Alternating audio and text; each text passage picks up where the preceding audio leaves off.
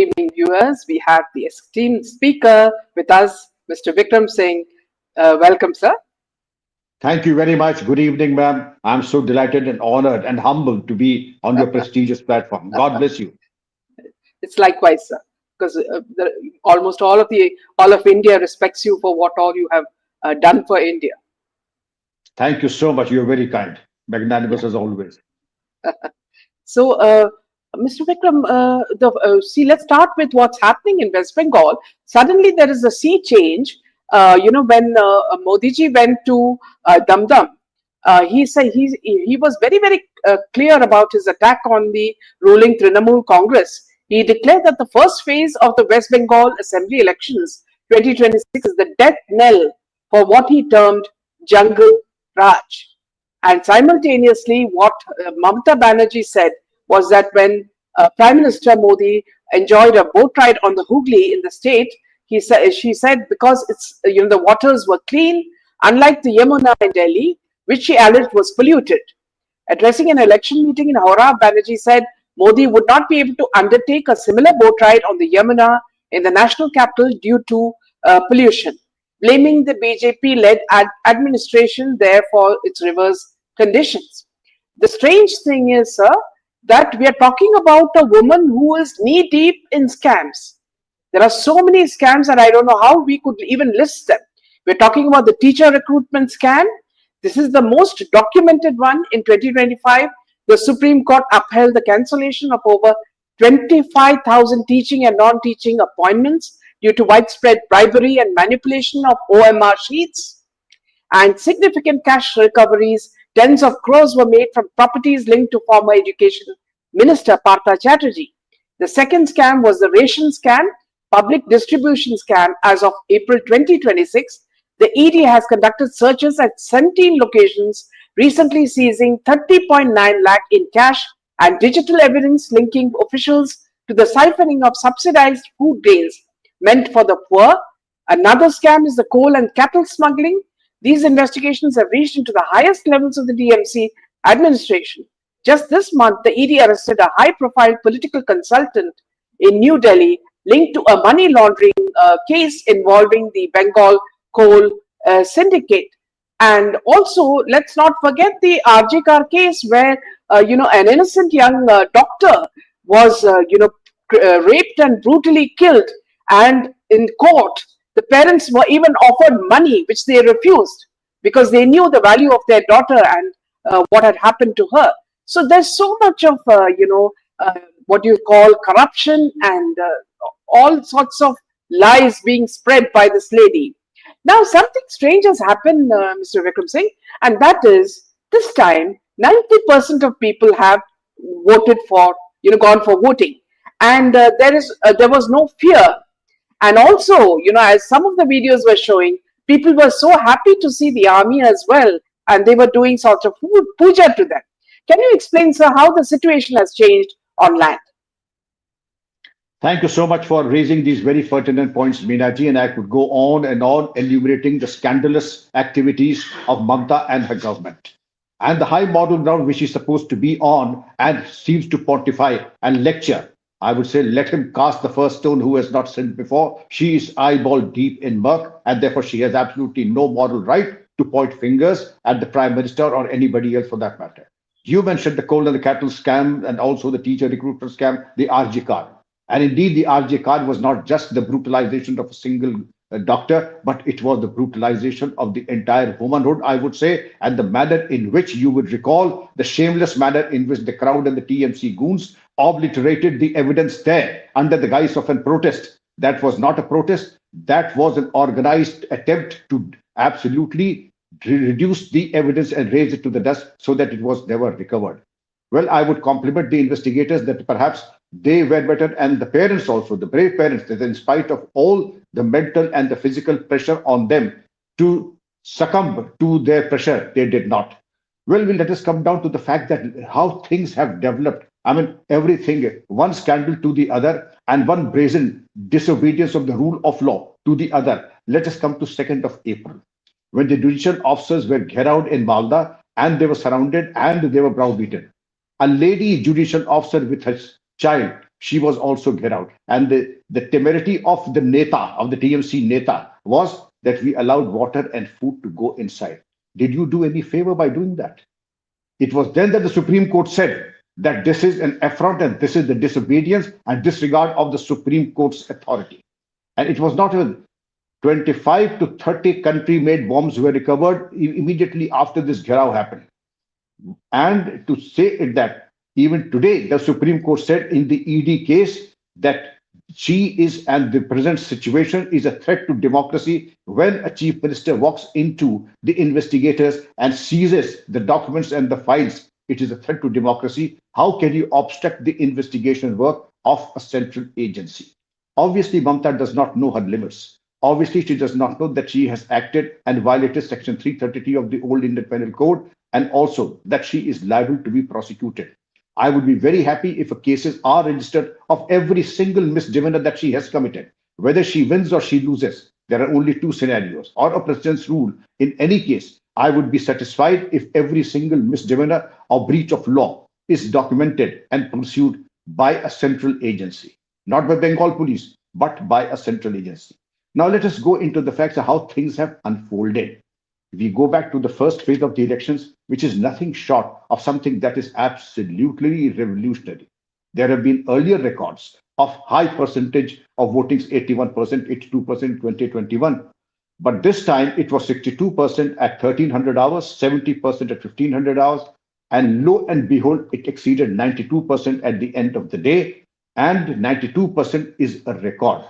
And when you take into account, there's a lot of mathematics into it, that if you remove the SIR, those who were eliminated, those who were debarred, and then we were given to understand that I'm operating from Noida, that busloads and busloads of people belonging to Kolkata and West Bengal were taken to vote there, and everybody exercised his or her right of franchise.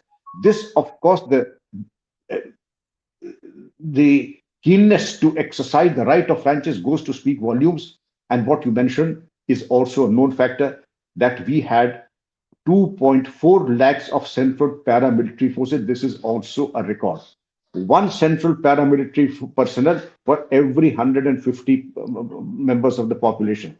And this is also an all-time record, because the bloodthirsty manner in which the TMC goons went after those who did not vote for them, they indulged in silent and active booth capturing, was also very, very necessary. The multi-tiered security arrangements that were made at the booth level, then the booth center level, and the zonal level also ensured that the security was invincible. But the shameless goons that they are, old habits die hard, Meenaj. In spite of this massive presence of the paramilitary, the CCTV, the real-time reporting to the Election Commission in Delhi, and also in their headquarters, the presence of our Honorable Home Minister there itself, monitoring everything. Then you have an attack on Shubhendu Sarkar. The video footages are there. The manner in which he is chased, the manner in which Shubhendu, the BJP candidate, is pursued in Kumarganj. Also, I would request every viewer to see that clip on the YouTube. He is pursued, and the poor man runs for his life, and he has just one personal bodyguard to take care of him. I would compliment and salute the constable for, I mean, he went beyond the call of duty and in fact hugged him and went on top of him so that he comes to no harm. He doesn't get the brickbats. And the lungi clad hooligans who were after him, and I will stop at that because I know who these people are. They look absolute like Rohingyas and illegal Bangladeshi migrants. The manner in which, the bloodthirsty manner in which they pursued Shubhendu Sarkar, I wish the paramilitary forces had opened fire on them. And this is exactly what the weapons are given for, to aim and fire at the assailants. And this is exactly in the right of private defense, the provisions of right of private defense, section 96 to 106, and section 34 to section 45 of the Bharati Nyaya Sanhita. Right of private defense, that in the exercise to defend either your life and property or somebody else's, use minimum force. And in the second phase, I would say, don't feel shy of using force, and to the extent that such an ugly situation is averted. And another incident, take you to now Asansol, where in Asansol, we had this lady, Agni Mitra Paul. Her car was stoned and the rear glass was broken. And you had a lady BJP candidate, and she was also roughed up. The shameless manner in which. Then the TMC versus Humayun Kabir. This was also a very ugly incident. And the use of country made bombs. These were also sporadic incidents, not very massive. And this is absolutely child's play when you compare to the violence of what happened in 2021, hanging people in the town tree, killing them first, and then hanging them by the trees. I mean, this is nothing. That's what the police have done a fantastic job, but there are lessons to be learned also from these ugly incidents. And therefore, I would say that old habits die hard. जिसको they say in Hindi, चोर चोरी छोड़ सकता है, हेरा फेरी नहीं छोड़ेगा. When it is a part of the DNA to indulge in illegal activities, this is exactly it. Silent booth capturing, vigorous booth capturing, criminal booth capturing, you name it, and it is a part of their DNA. Now, I would say that I have hands on experience in this. Please make preventive arrests even before you know, as it is in the custom of proactive, vibrant policing. You identify almost every person who is wanted in election related crimes in the last 25 years. Book him and put him behind bars. He has no business to be outside now. And under the provisions of the old CRPC, 151 CRPC, they can be booked. And now the present Bharati Nagarik Suraksha Sanghita also has similar provisions so that they can be booked, Meenaji. So preventive action, active patrolling, active picketing, and also area domination ensured. We would like to have, because you see, these, you had the voting where in 152 of the 294 seats, and 3.6 crore voters voted in the first phase. The second phase is supposed to be even more difficult and challenging because of, the demographic. The demography is such that they are known to be attacking the uniformed police officers, and therefore, when you rightly mentioned that these paramilitary forces, the police forces, and the armed personnel were in fact respected and given the due respect, and also artis were done and they were welcome. And look at the people who say when after your program, people come and say that I would not like to repeat what they say about Mamta and the TMC goons, but when they say about the paramilitary forces and the police forces, that they are the saviors. And I do hope that the saviors do their duty and ensure that the rightful and the best candidate should win. We are non-political people, but we've said that the rule of law is supreme, and by far the best legacy that we can transfer to the successive generation is the rule of law. The rule of law, Meenaji, was tattered and thrown into the dustbin by the TMC goons, and wherever the opportunity arose, threat, duress, bribery, terror, corruption, what you name it, and it was a part of their arsenal. Howsoever they could manipulate the voters, they did their very best, and they also succeeded once in a while.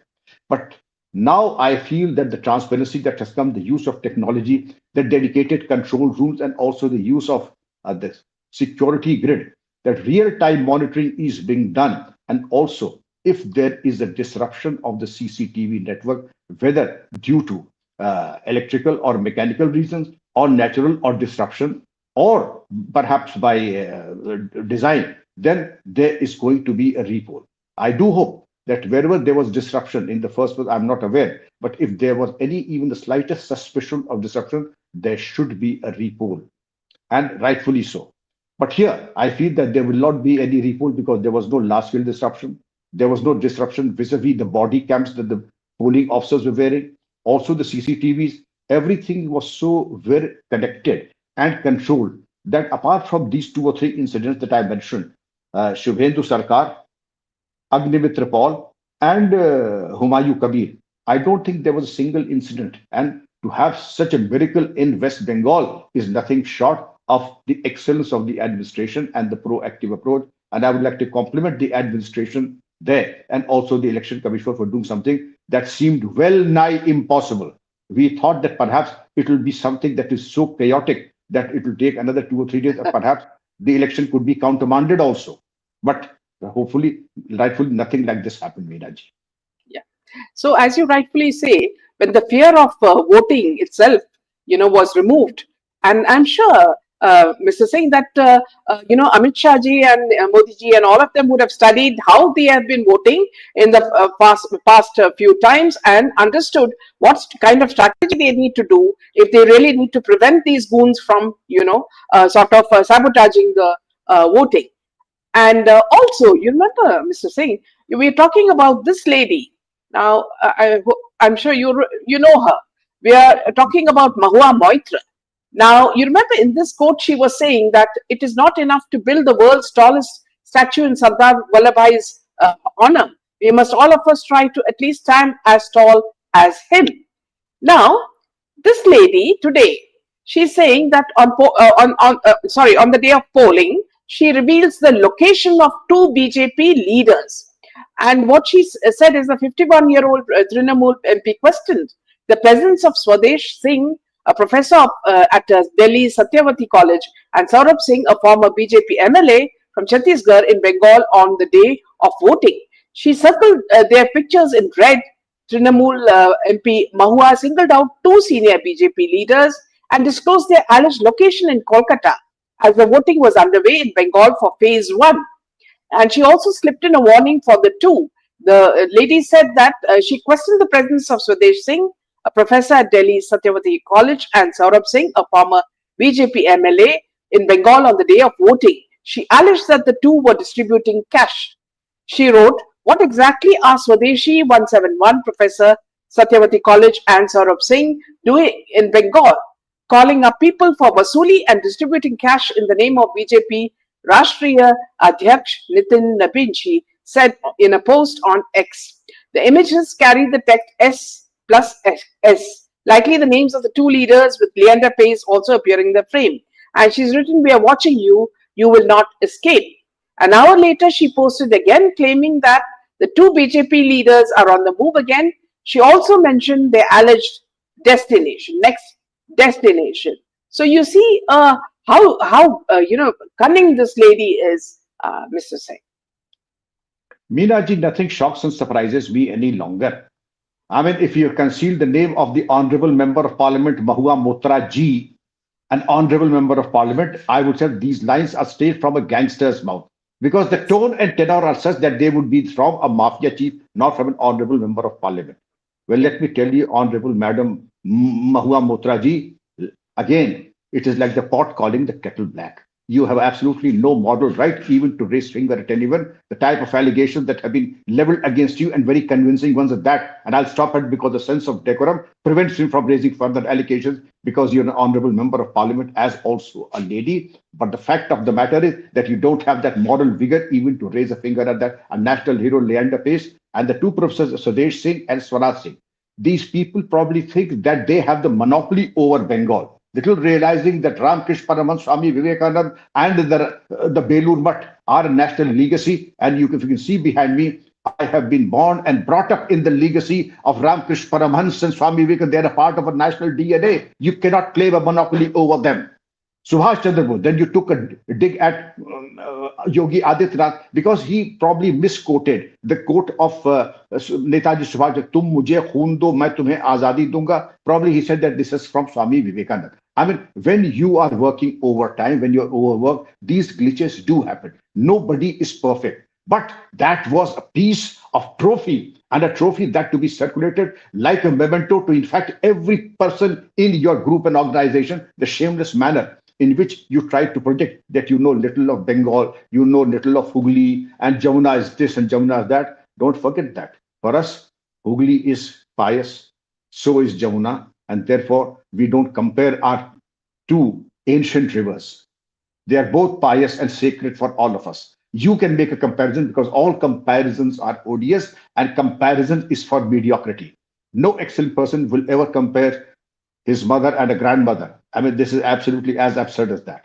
Now we come down to the fact to discuss this lady. I'll require a certain. She has covered herself with what indignity, and let us not go into that. But the manner in which, shameless manner in which she has mentioned about Swadesh Singh and Swaraj Singh, do you think for a moment that you have a right to prevent the movement of people? I'm a free citizen of a free country and I can choose to go wherever I choose to go. I'm not buying your tickets from you and I'm not taking my transfer allowance or my travel allowances from you. the TMC is not paying for. I jolly well, if our purpose is legal and honorable, I can choose to go wherever I choose to. Madam Mahua Moitra ji, you better do your homework. It is not your monopoly to check people where they go. Your goons wherever they go. Uh, and then there was another masterpiece. I wish I remember that. Yeah. सरफरोशी की तमन्ना अब हमारे दिल में है तो Uh, probably Mamta said sir काटने की तमन्ना अब हमारे दिल में. You can understand how yeah. grotesquely this was converted into a threat. Yeah. Look here, there are those who buckle down under threats, and there are some diehards. When the going gets tough, the tough get going. The more you threaten people, the more defiant and the more brave and the bravado sense of bravado comes inside them. So Meenaji, I think this time Mahua Motra has dialed a wrong number and she will have a good run for her money because this time I feel there are only three options. TMC wins, TMC loses, president's rule. In either case, I would say, Meenaji, that there will be cases registered of him. And if she wins, the entire tenure would be fighting cases, getting lawyers, and appearing in court. I mean, you have in the span of just about 20 days, you have two adverse observations from the Honorable Supreme Court. Two adverse observations. One, that is a threat to democracy and defiance and ensuring insecurity to the judicial officers is a defiance of the Supreme Court. Now, you threatened Gyanesh Kumarji, the Chief Election Commissioner. You're threatening Swadesh Singh and Swaraj Singh. I mean, are you living in a fool's paradise? Are you living in an illusion? What kind of, do you think nobody, I mean, Adolf Hitler couldn't get away with this? Salazar couldn't get away with it. Do you think you'd be able to get away with it? I mean, who are you in any case? With due respect that you are a lady and an honorable member of parliament. But let me tell you, we are living in a rule of law, in a vibrant democracy. And the right to life and a sense of security is guaranteed to every citizen of the country. And you, as an honorable member of the TMC, have no right to arbitrate that fundamental right. And absolutely, last point as a former police officer, that cases should be registered against Mahua Moitra, Mamta Yes. Banerjee, and all those who threaten people, the constitutional bodies, Leander Pace, a national hero, Swadesh Singh and Swaraj Singh. If not, the police get suo moto take. And through your program, I would say, let this be noted, and your program should be a part of the FIR against Mahua Moitra. This is Absolutely, getting to sir. be absolutely bizarre. Yeah. Also, sir, if you look at the hypocrisy on her side, she always spoke for the common man and the kind of, sympathy she had for the common man, while in the parliament, she would sport a Louis Vuitton bag, you know.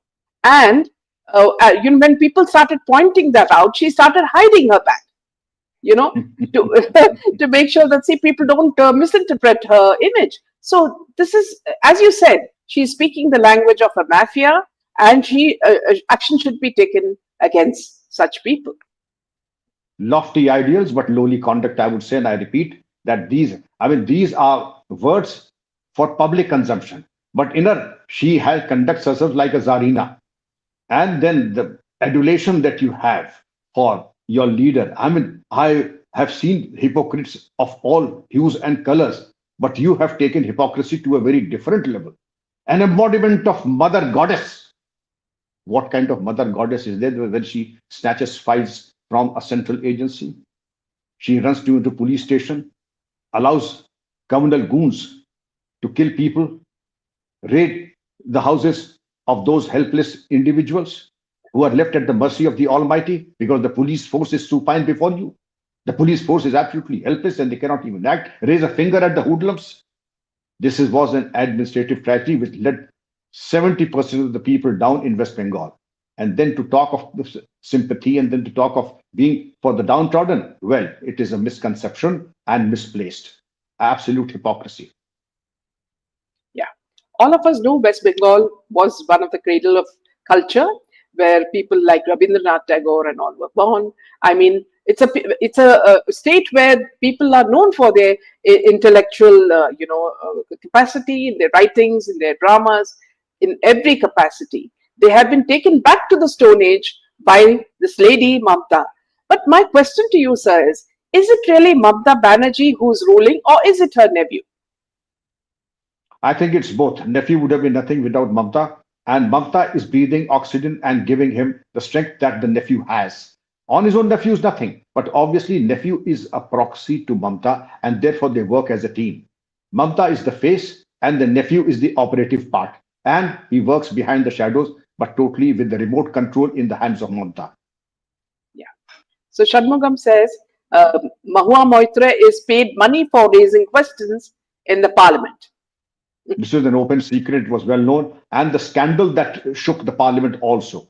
I do hope it is taken to the logical conclusion, and this was one shameful act conducted by her. And look at the shamelessness and the brazenness and the temerity that she has to threaten people even now. Yeah. And Mrs. Srinivas says, let's hope and pray Didi gets out forever. Do you think there's a chance that she will, we will get rid of her forever, sir? Well, there is a very strong lobby that says because one should not predict election outcome because, like cricket, everything is unpredictable in election and cricket. But the probability, the high level probability, is that perhaps.